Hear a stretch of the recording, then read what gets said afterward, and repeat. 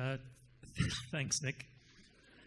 This is a tough act to follow. I'm just wondering if you maybe should facilitate this panel discussion. Guys, thanks very much for joining us this morning. The groundwork, I think, has been laid to a certain extent by Arya's presentation. That's the millennial generation. That's what's coming next. Those are your customers of tomorrow. But I want to just move from that seamlessly to the sharing economy and maybe just a broad strokes introduction. Tinashe first, what's your understanding of the sharing economy? So pretty broadly, basically the idea of organizing excess capacity in a shared format. So gone are the days where capacity was created by corporate institutions, but individuals could share their capacity and make that available to buyers anywhere in the world. Aidan, would you share that view? You got something different? Well, a few things to say first. So I failed accounts one as well, actually, a few times. So I feel you that next class. But so one of the, just before I jump in, one of the things that was funny is just going back to Ria's video where he showed Justin Bieber 10 years ago with, I think, 52 million views. Have any of you guys, did any of you guys see Chewbacca mask on Facebook, the Chewie mask? Yeah. Okay, so basically what it was is this lady, Candace, was shopping for her kids, and I don't know the video here, unfortunately, but you guys should all have a look for it. But she was shopping for her kids, and then she decided she saw this Chewbacca mask that has batteries, and you put it on your face, and she decided actually, for once, she was going to buy a present for herself. So what she did is she loaded up live on her phone, on Facebook, and did a sort of a live video of herself trying on this mask, and she laughed for about 4 to 5 minutes. Now, this video went viral, right? Which is something that happens today more than ever did years ago. But I think what's really interesting is this happened in May, right? So we're talking Justin Bieber, who's about a big deal as you get in this kind of space. Going back 10 years, he had 52 million views of his video. How many views did the Chewbacca mask have? Within probably it was a few weeks. Try 170 million views. Okay. So just a little bit of perspective, and I think everything we're doing here, and I'll dive back into to answer the question, but just this perspective, how there's this accelerating rate of change. It's not even a straight line. It's and it's sort of trucking along. It's very exciting. Anyway, it's an exciting space to be in, and thanks for having me here. So to answer your question, I spent a lot of time Googling the sharing economy last night because it's not sort of a term that we use a lot. But I think the way I understand it and the way that's simple for me is it's about sharing things we aren't using as people.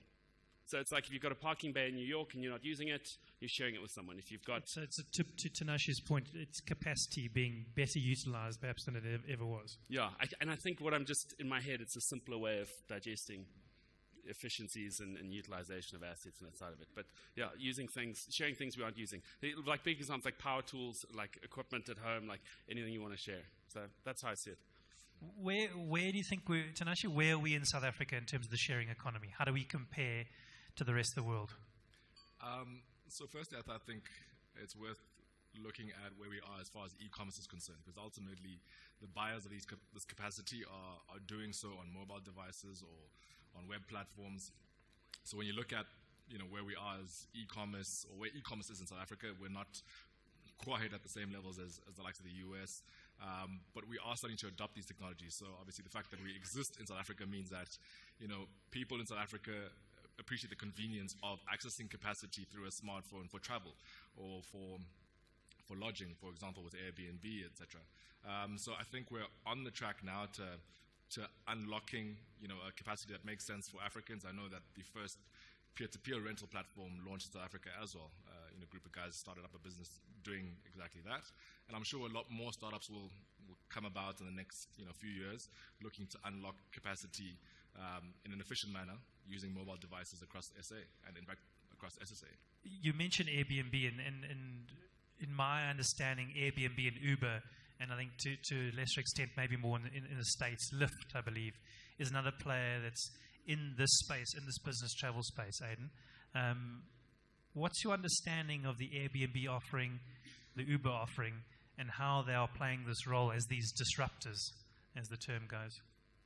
So I embrace this, and I think there are two ways people go. Is either you think this is a dangerous and irresponsible evolution, or you embrace it and see it as a really exciting part of change. And I'm at a generational level, but also in an environment where this really excites us. We love the change, and from a Facebook perspective, we're lucky in that we take part in this ecosystem. And I think it seems to me, even chatting to you this morning, that the biggest concern around the sharing economy is trust.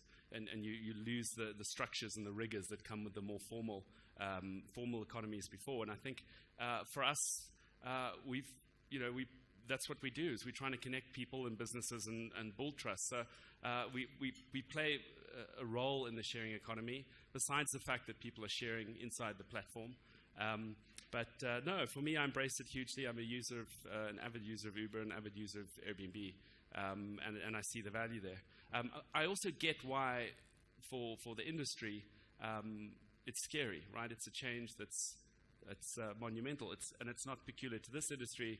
Even in my industry, TV ruled the roost for advertising for a very long time, and still does today in terms of share of spend. But for the first time ever last year, globally, more time was spent on digital than it was on TV. In terms of eyeballs, and that's a fundamental shift. And if you see the graphs, the way they intersect and the angles, there's just a very clear path going forward that's disrupting huge media industries and everything around the ecosystem. And I think for us and for me, what's key is trying to find ways that you can have a slightly more forward-looking view and say, well, how can we embrace this? How's travel going to change? How is Zach was speaking yesterday in Nigeria about virtual reality, and it's saying, well, how's virtual reality going to impact travel? Are we going to sightsee like we used to sightsee? Because actually sites, maybe that's something you can put in a headset and you can have a very realistic experience. And for those of you who haven't used VR, I recommend trying it or coming through to offices. But maybe holidays have become more experiential. And experiential holidays are far more complicated to plan and need far more support. So I think there's just a lot that's coming with the sharing economy and a lot that's coming with the change. But for me, you've got two ways to approach it, which is one is you try and hinder it and you slow down the adoption of WhatsApp and the adoption of all these sort of technologies. Or you sit there and say, hey, I'm going to get ahead of this. We're going to have a messenger bot for our travel agent, which allows people to chat with us as opposed to sending emails and scanned copies of stuff. And this is the kind of change I think that's needed, that excites us.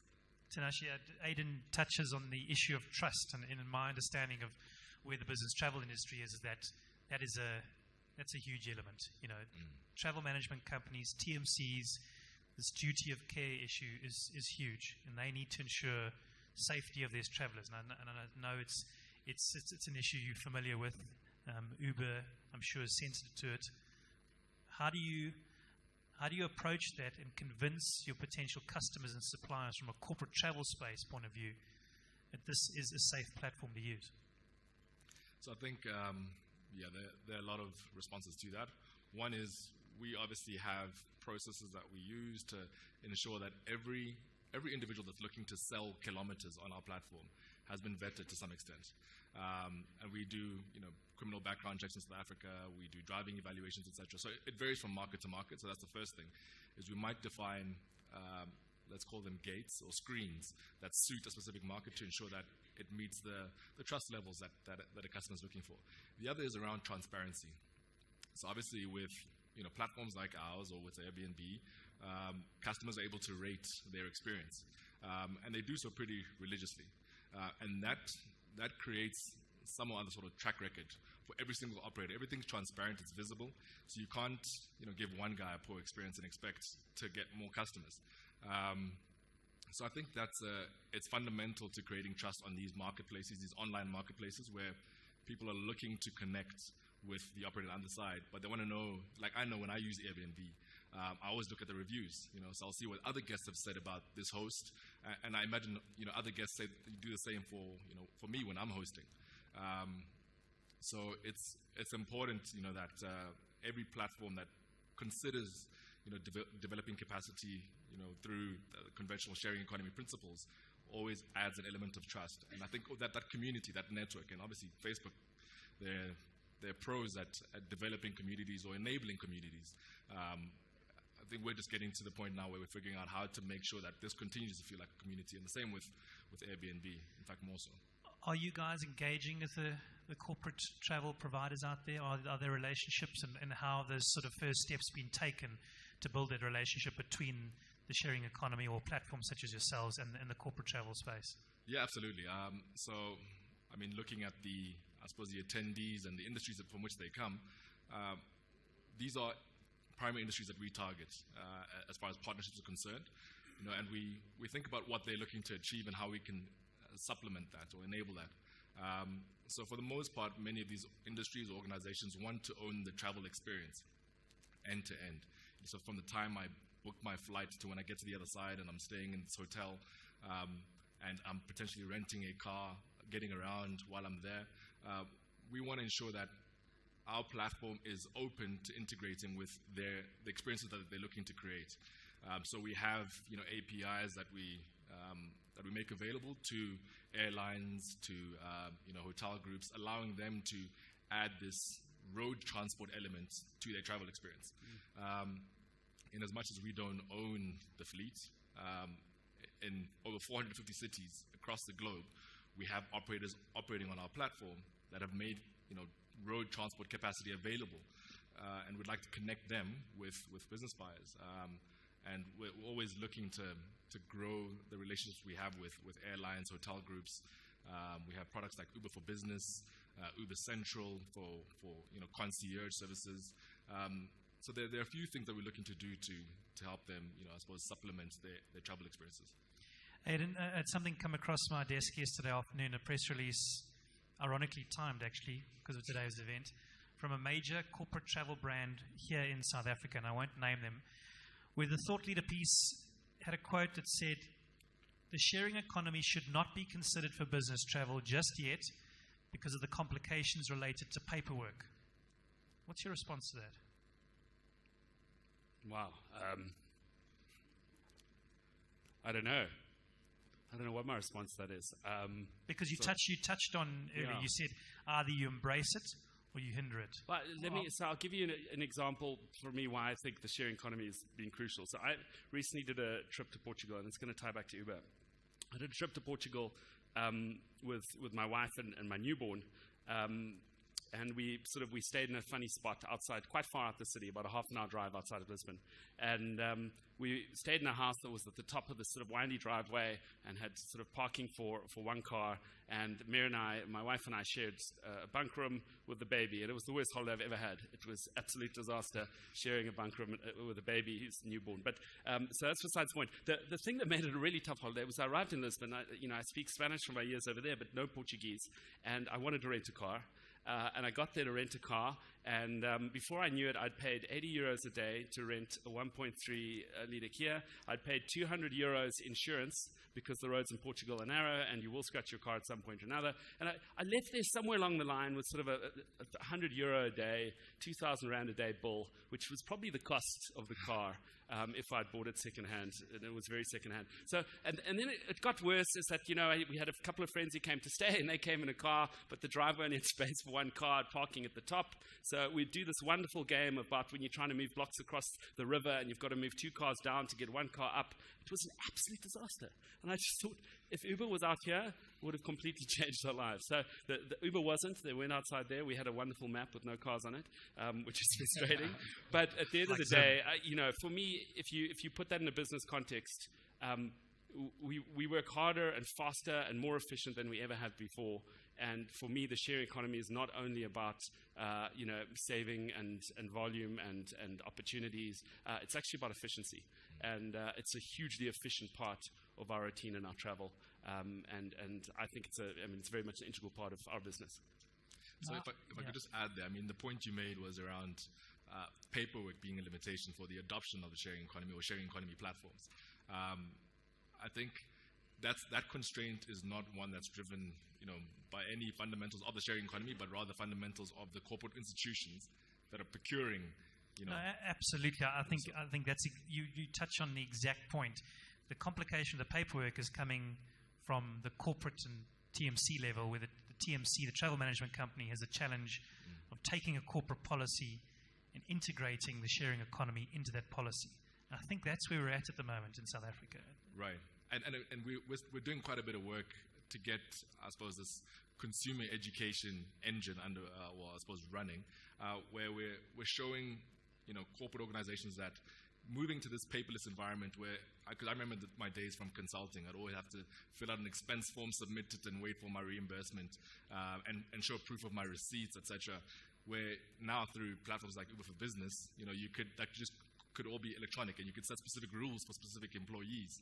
So maybe some could ride at a specific time of day or in a specific area, and that's all seamless. Without you having to then validate after the fact, show me your receipt and prove to me that you did travel and was indeed for business purposes.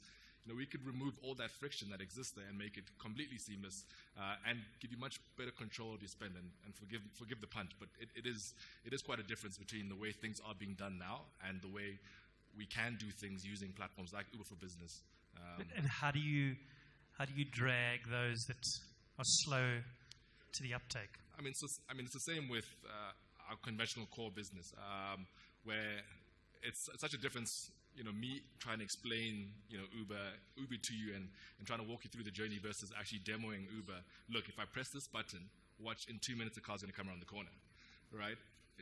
Going through these demos, it's a very high touch sales process for us, but we have now started building capacity there to almost have account managers for different corporate segments, and go through that sales journey and explain to these procurement managers that this is what you can do and what you can achieve very seamlessly if you were to use platforms like Uber for Business. Aidan, what about the area of data security? And it's obviously a space that Facebook is sensitive to as well. You guys have been there from a data security point of view. That's, I believe, one of the concerns as well in terms of controlling travel management policy, corporate travel management policy. All this paperwork they talk about, they'll argue that we can control the security as well. So how do you get our heads around the sharing economy, corporate travel policy, and data security as well? I think data security, obviously, for Facebook is pretty core to what we do, right? The important thing in the businesses such as these ones we've spoken about in the sharing economy of Facebook as well is that we respect and protect the information of the people who use our network. And I think the best enforcement of security is the fact that if Uber was leaking data, or if data was slipping through or not well looked after, it would be a rapid end to the business in this modern environment where we're able to share the consumers more empowered. So the result of this is it becomes our number one priority as businesses. Like Facebook, it's pretty much well up there as the number one priority is how do we secure this? And the question is, we're brick and mortars sort of infrastructure sort of buildings or corporates, are they more secure or less secure?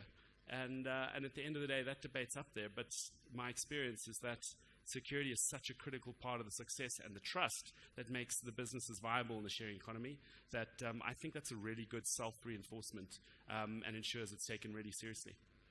So, yeah. Right, gents, just some closing remarks. Tinashe, cast your eye into the crystal ball. What does the future look like? If I'm talking to you about what we talked about this morning, corporate travel policy, the sharing economy, slow uptake, embracing it, where do you think it will be in 10 years' time? So I think I'll go back to the opening statement around making excess capacity widely available. I think we'll start redefining the way we think about capacity, even beyond the travel industry. So you guys have gone into Uber Eats. Is that what it's called? Correct. So you're delivering food. Correct. And it's really about using that capacity more efficiently and optimizing the productivity of that capacity. So when we launched Uber Eats and the prospect of Uber Rush, which is a courier platform, and even the fact that we purchased a trucking business, an autonomous trucking business, and moving into logistics more meaningfully, I think we're looking to find ways to, for our industry, I can only speak for our industry, but when we think about capacity, it's about mileage and time. So who's providing the mileage? And traditionally, car rental players have been the ones that provide mileage capacity to business travelers. And, I think that's being redefined now, where more and more people are starting to prefer using the likes of Uber to get around, and not that we're displacing car rental companies. In fact, we're collaborating with car rental companies today in South Africa as well, where we work with the likes of Europcar and Hertz, who all rent cars out to people who have the time, right? So bringing the two together, I think we've created something that's more efficient. It's a much better experience for a traveler, and I think when you explore the possibilities across the industry, there's certainly more capacity that could be created through platforms like ours. I don't know what that looks like specifically. I mean, who knows? Maybe you could be requesting, an Uber equivalent for your flight, or so there are other elements of business travel as well that may include, corporate real estate. So in as much as I'm traveling to London for a meeting and my hotel's booked and we don't have offices there, who's gonna handle that leg where I need a boardroom to host the meeting or to connect with my clients out there? I think that there's still a lot more that could be done as far as capacity is concerned, and I'm sure we'll see several more disruptors come to the fore, and we hope to be a part of that as well. Uber boardroom. Wouldn't that be great? Oh, I need a boardroom. Oh, there's one block there with a 5-star rating. Cool, we'll take us there. So you're already seeing that, commercial real estate sharing platforms. It's happening in the private aviation space as well in the States. A similar sort of approach to buying, private airtime or miles from a sharing economy point of view. Aidan, just a last word. What do you think the future looks like? To be honest, future for me is probably 3 years, not 10. I can't even fathom what's going to change. I go back 4 years and I'm blown away about how much everything's changed. So if I look ahead 3-4 years, I think, not Facebook specific, but things that I think that I'll probably be able to, my sister lives in California, we'll probably be able to go to the Coliseum and sit next to each other and engage with each other and talk to each other and watch a show. We'll be able to, I'll be able to sit at Wimbledon in Federer's box and look around at the people around me and watch a tennis match. We'll be in movies where we're actually able to play a part in the movie. I know that Oculus is working on that right now, how you can be a character inside the movie and interface and interact with the characters. So I think there's a whole incredibly exciting sense of experience and travel and handling a distance that's going to happen over the next, I reckon, 2 to 3 years. We'll start seeing coming out. So very excited. Gents, thanks very much for your time. Tinashe Ruzane from Uber, Aidan Bagri from